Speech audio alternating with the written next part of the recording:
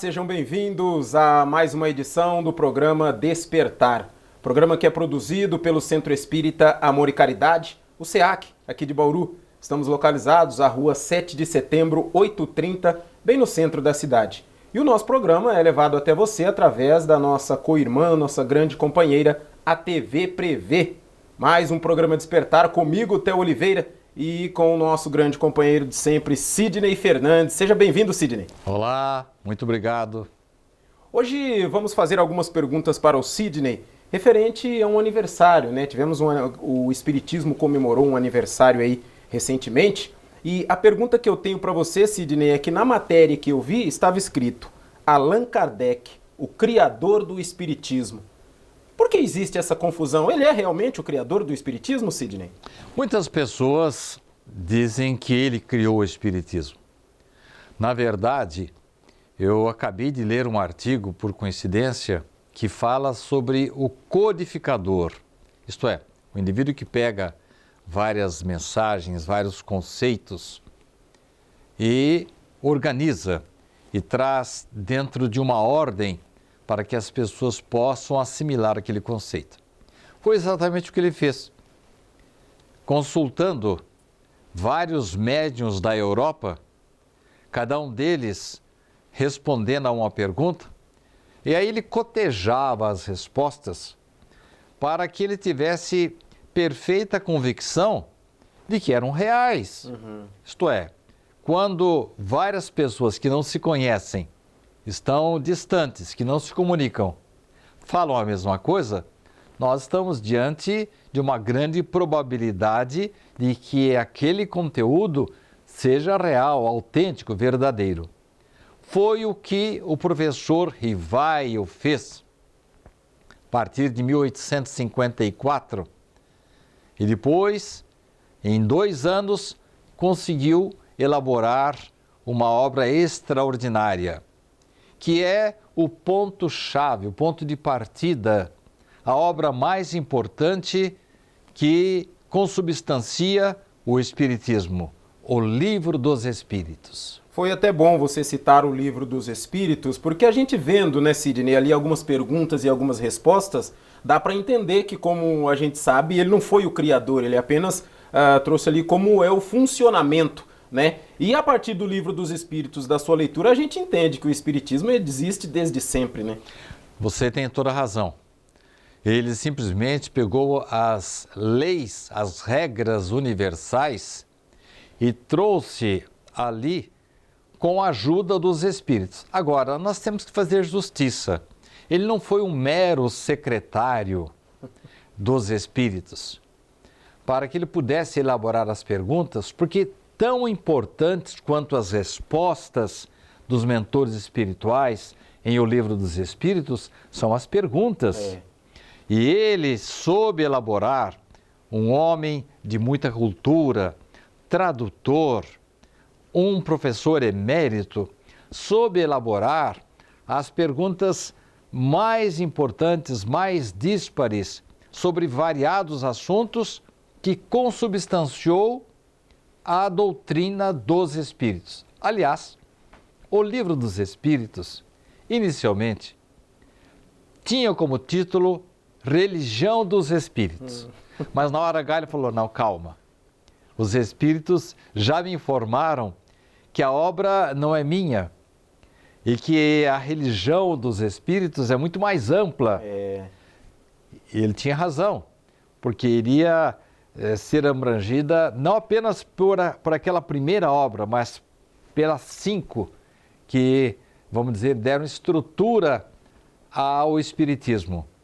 Daí ele chamar o Livro dos Espíritos. Por quê?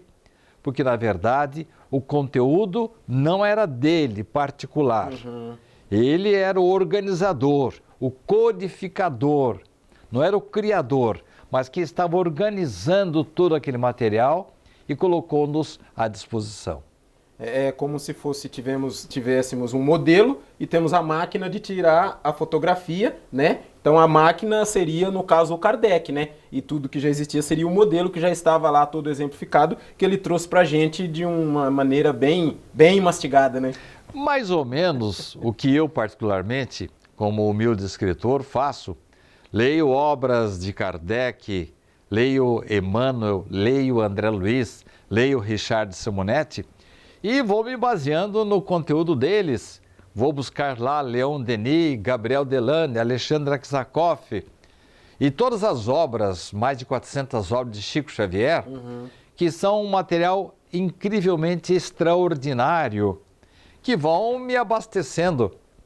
E eu tenho, vamos dizer assim, o meu mérito é apenas como, vamos dizer, um redator e que transforma todo esse conteúdo que possivelmente não iria estar ao alcance dos meus leitores. E eu faço aquilo que o Richard sempre fez com maestria. Transformo as coisas mais complicadas da maneira mais acessível, mais didática possível. É claro que eu não estou me comparando com Kardec, mas só para que os nossos telespectadores entendam, esse foi o trabalho dele. Ele recebeu, ele fez perguntas, abasteceu-se, organizou e trouxe a lume a doutrina espírita. No primeiro livro dos Espíritos, lançado em 1857, havia apenas 501 perguntas. 501. Já a sua reedição, segunda edição, de 1860, tinha 1.019 perguntas. O dobro e mais um pouquinho. Isso mesmo. Então, para você ver que ele não parou de estudar, não parou de consultar os espíritos, e vinham mensagens de todos os cantos, tanto da França como da Europa, como também alguns elementos que ele trouxe da América. Enfim, foi uma pessoa muito dedicada, organizada. Ele tinha uma disciplina, levantava todos os dias às 4h30 da manhã, mesmo com aquele frio danado lá de Paris. Por isso que ele nos trouxe a lume essa doutrina extraordinária que é o Espiritismo, que é Jesus que volta a nos falar. Com certeza. A gente vai fazer o nosso primeiro break, vamos fazer aí um apoio cultural, uma pausa rapidinha. Voltaremos na sequência com mais perguntas para o Sidney e já deixo aqui para vocês qual foi a revolução provocada não só por Kardec, mas pelo lançamento do Livro dos Espíritos, trazendo aí à luz para todos o funcionamento da nossa conversa com a espiritualidade. Sidney Fernandes responde para vocês logo após o nosso apoio cultural. Não sai daí, a gente volta já já.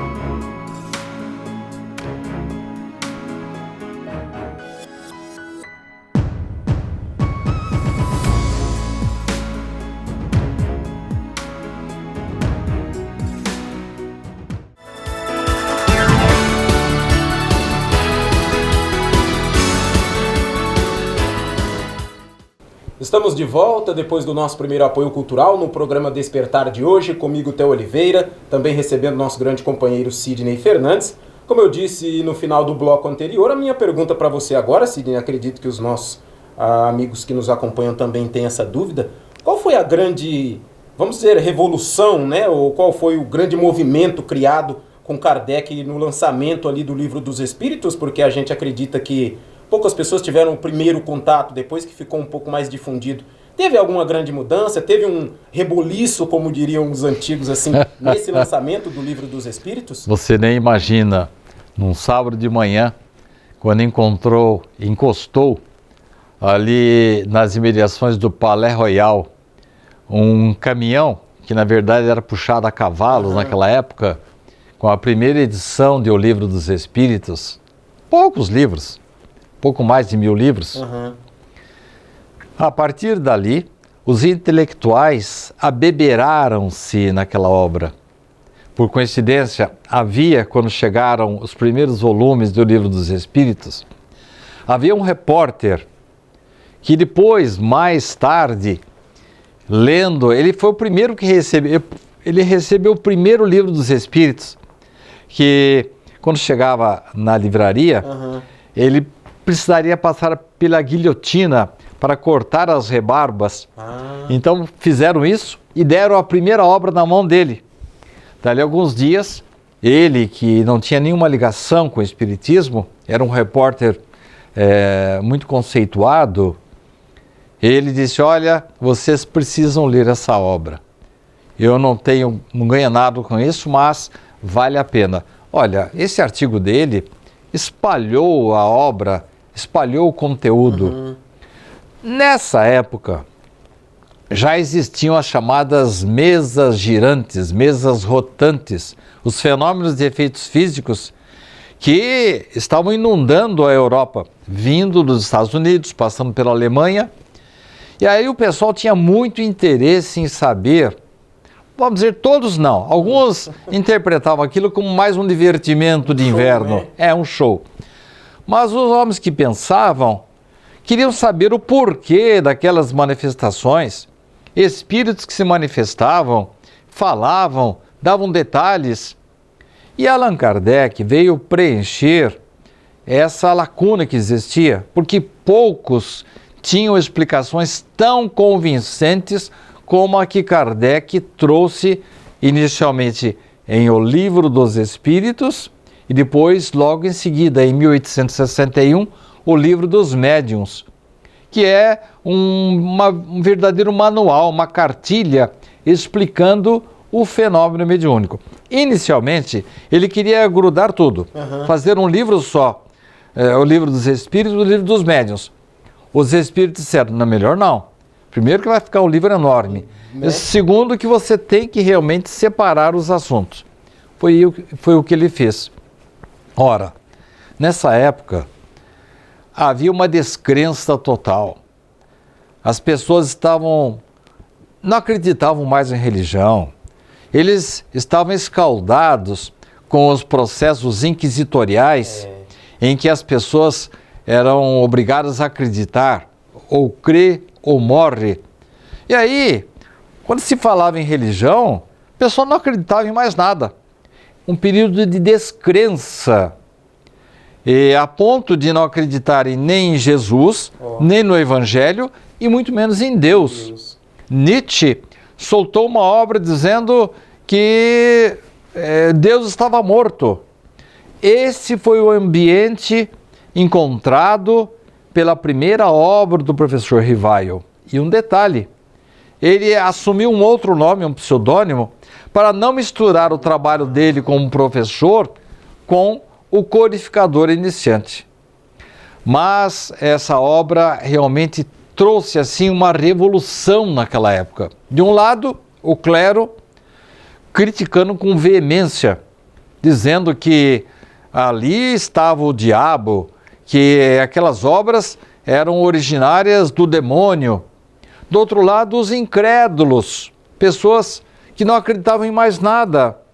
E do outro lado, o povo, ansioso por curas, por orientações. Enfim, o Espiritismo, a partir de meados do século XIX, trouxe novas perspectivas, não somente para a França, não somente para a Europa, mas para todo o planeta Terra.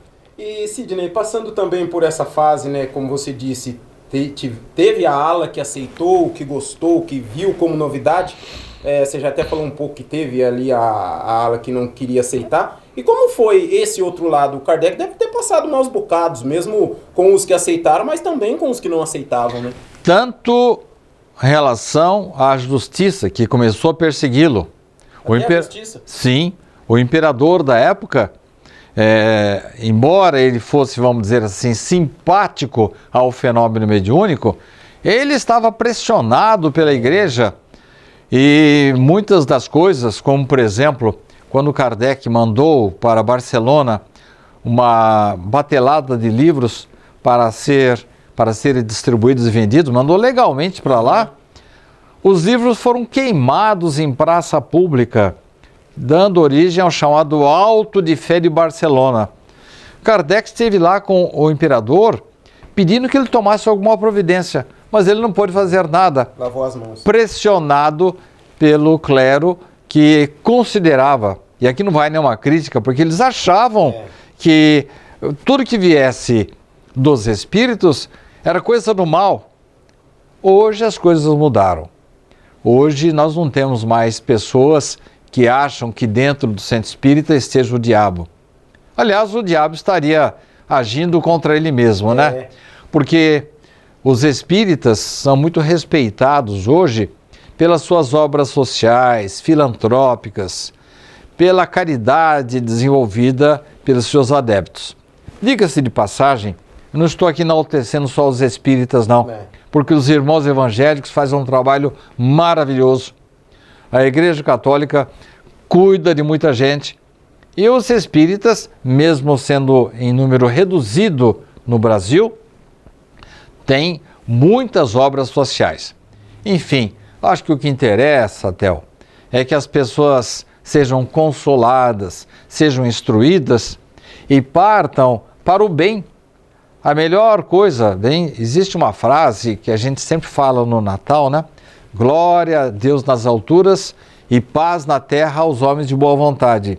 É disso que nós precisamos, de boa vontade entre nós, os homens, não importando a religião, o time para que a gente torça, a cor da pele, a orientação sexual, se é brasileiro, se é estrangeiro, nordestino, do sul, não importa. O que importa é que nós temos que melhorar o nosso interior e fazer na vida aquilo que Jesus nos ensinou, nos orientou e exemplificou. E exemplificou, como é o caso da doutrina espírita.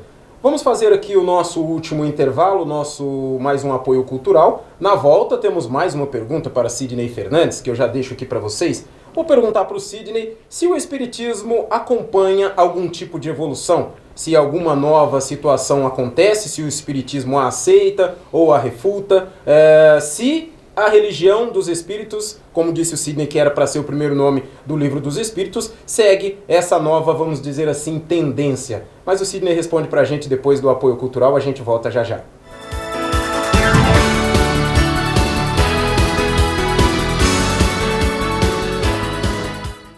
Você pode ajudar o SEAC de Bauru se cadastrando na campanha Nota Fiscal Paulista e indicando a nossa organização como beneficiária na doação automática. Com sua contribuição, nós recebemos o valor calculado em tributos fiscais e concorremos a sorteios mensais. Você também concorre a prêmios de até R$1 milhão e tudo com custo zero. Toda vez que você solicitar o CPF no ato da compra, a doação automática ocorrerá. Cadastre-se no programa Nota Fiscal Paulista pelo site ou, se preferir, baixe o aplicativo no seu celular.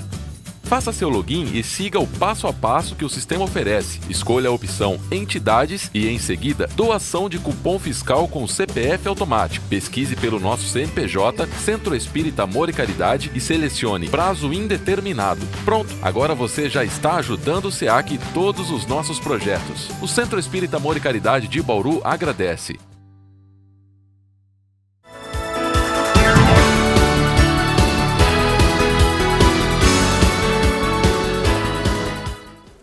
Estamos de volta para o nosso último bloco do programa Despertar de hoje, recebendo Sidney Fernandes, falando um pouquinho sobre Kardec, sobre a chegada, entre aspas, do Espiritismo, né, a amostragem do Espiritismo para o mundo em geral. E na pergunta que eu deixei no final do bloco anterior, Sidney, eu gostaria de saber, porque a gente vê em muitas outras situações que algumas religiões elas são assim, meio que fechadas, né, dentro dali dos seus ensinamentos. Podemos dizer que desde a escritura, desde quando Kardec nos apresentou o Livro dos Espíritos até hoje, e daqui para frente, o Espiritismo é uma religião que evolui, dependendo das situações que forem acontecendo, com a evolução também da humanidade? Kardec foi muito enfático em relação a isso. Bom, aqueles que estão estranhando, agora eu falo em Rivaio e Kardec. Rivaio era o professor Hippolyte Léon Rivaio, nascido em Lyon, na França, e Allan Kardec foi o pseudônimo que ele assumiu a partir da edição de O Livro dos Espíritos. Assim como o Fábio Júnior antes chamava Mark Davis quando cantava em inglês e depois se tornou Fábio Júnior, né, Sidney? Por aí. Pois bem, Allan Kardec já disse claramente que a doutrina espírita estava aberta e iria acompanhar a evolução dos tempos. E se em algum momento a ciência provasse que alguma coisa dita pelo Espiritismo estivesse em desacordo com a lógica ou com as novas descobertas, que o Espiritismo estaria pronto a retificar os seus termos. E eu vou dar um exemplo. Na primeira edição do Livro dos Espíritos, aquela de 1857, o 500 perguntas, né? 501 perguntas.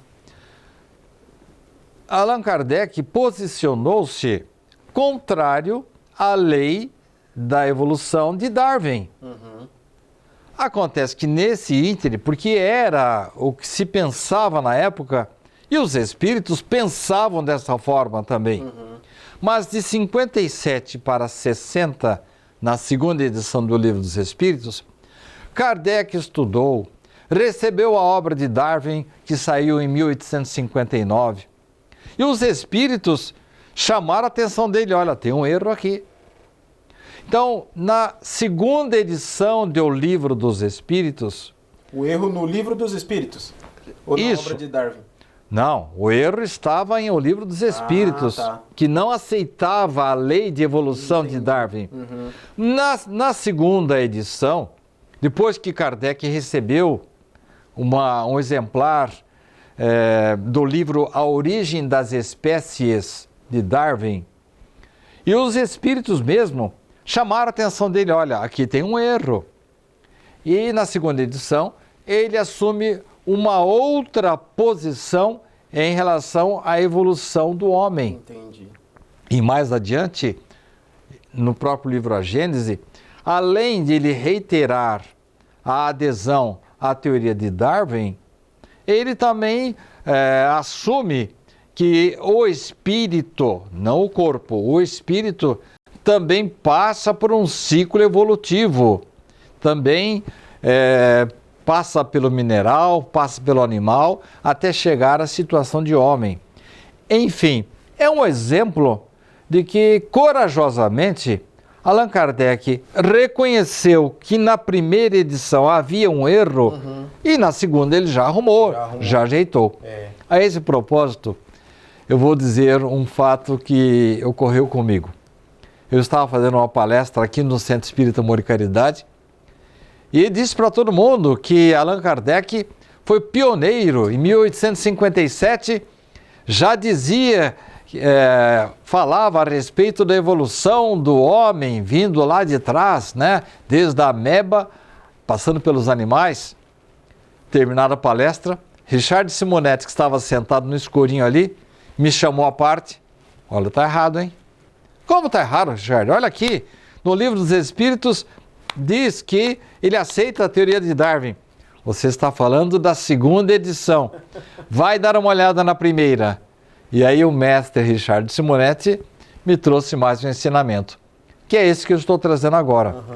No primeiro Livro dos Espíritos havia realmente uma informação indevida que foi retificada. E isso pode acontecer, nunca aconteceu mais, mas pode acontecer se de repente surgirem outras, vamos dizer, divergências com a ciência. Mas até o presente momento não encontramos mais nenhuma retificação e a doutrina espírita está mais atual do que nunca. Ô Sidney, essa situação nos mostra que devemos estar abertos a novas situações para que quando chegarmos do outro lado, chegarmos no mundo espiritual, a gente não encontre uma certa decepção. Eu acreditava piamente nisso, mas não é bem assim. Com certeza, é isso que você disse. Nós temos que entender o seguinte, nós aqui homens somos muito pequenos, a matriz está lá em cima, os conhecimentos científicos da medicina, da arquitetura, das artes, da literatura. Há um fato, inclusive, que consta de uma das obras de André Luiz, em que uma obra extraordinária de pintura, que aqui é muito festejada, de Boná, eis que, num desdobramento, André Luiz vê a obra original já construída em uma das moradas, uma das colônias espirituais. Isto é, o original está lá, para nós veio apenas a cópia. Para você ter uma ideia de quanto, como diria a minha mãe, quanto feijão nós temos que comer ainda para aprender um pouco da grandiosidade do conhecimento universal. Theo, nós estamos apenas caminhando. E quando formos para o plano espiritual, nós vamos ter uma ideia muito mais ampla, tanto dos conhecimentos que envolvem o planeta Terra, como também todo o universo. Isso posto, Sidney, estamos chegando ao final do nosso programa. Você recomendaria a leitura do Livro dos Espíritos pelos amigos que nos acompanham, sendo eles espíritas ou não? O Livro dos Espíritos foi escrito num linguajar bastante característico do século XIX. Da época, né? Eu recomendaria uma obra de Richard Simonetti para os iniciantes, chamada Espiritismo, Tudo o que você precisa saber. Ele troca em miúdos a obra de Kardec. E também recomendo as obras de André Luiz, começando pelo livro Nosso Lar. Mais um pouquinho à frente, sim, as pessoas devem se abeberar das obras básicas, que é um linguajar assim que exige um pouco mais de estudo da doutrina espírita. Chegamos ao final de mais um programa Despertar. Sidney, muito obrigado e até uma próxima oportunidade. Muito obrigado a você, Theo, aos nossos queridos amigos, e espero que vocês estejam muito bem, na paz de Jesus, tanto agora, aqui, como futuramente nos tempos que estão por vir. Muito obrigado a todos. Obrigado e fica o convite. Até a próxima semana para mais um programa Despertar.